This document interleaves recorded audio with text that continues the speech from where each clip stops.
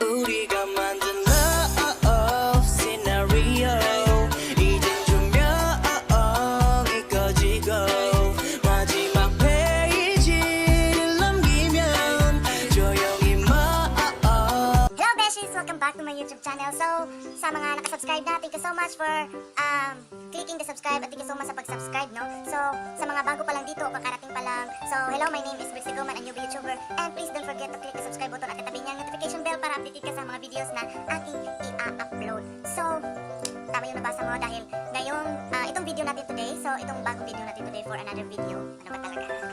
So, ewan na. So, for today's video is, magkukwentuhan lang tayo or mag-share lang ako ng thoughts about Valentine's kasi today is February 14 and yun nga araw ng mga puso. So ano ba talaga yung araw ng mga puso? Best! So yun February 14 is yun na talaga yung nakasanayan natin na araw ng mga puso and araw ng mga puso, it doesn't mean na yung mga may jowa lang ang magse-celebrate or magdiriwang ng araw ng mga puso. Hindi lahat ng may jowa ay masaya. Yung iba nga ayaw na nila or parang ayaw na sumuko. So, parang yung Valentine's is para sa lahat. Single ka man, taken ka man, or complicated man ang iyong relasyon sa buhay, parang ang Valentine's is para din sa inyong lahat. So,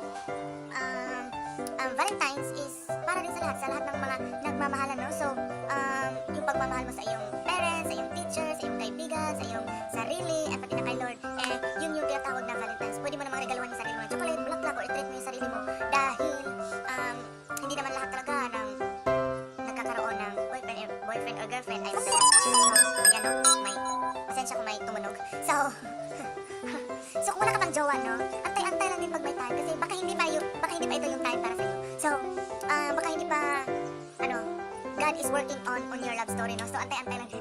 Huwag kayong magmadali, guys. No, huwag kayong magmadali. Kasi darating din talaga, ulit-ulit ako, darating din yung taong magmamahal sa'yo, tatanggapin ka kung sino ka.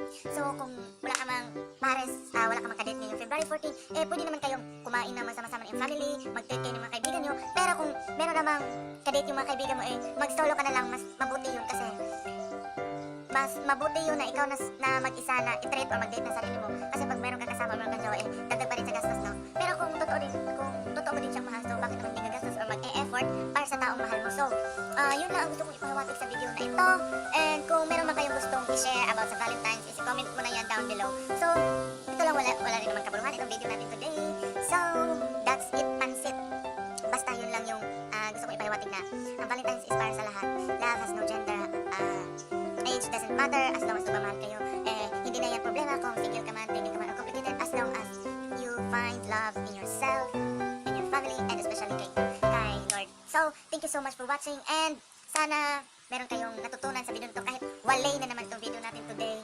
So, yun lang, basta lang may ma-upload ako, no? Meron akong content na ginawa ngayong February 14. And yun nga, advice ko lang sa lahat na kung wala ka mang jowa, lalo sa mga single dyan na naging bitter,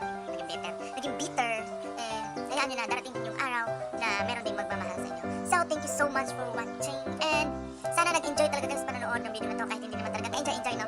So, sana mag-subscribe ka na sa aking channel at i-click mo na yung notification bell para update ka sa mga videos na i-upload.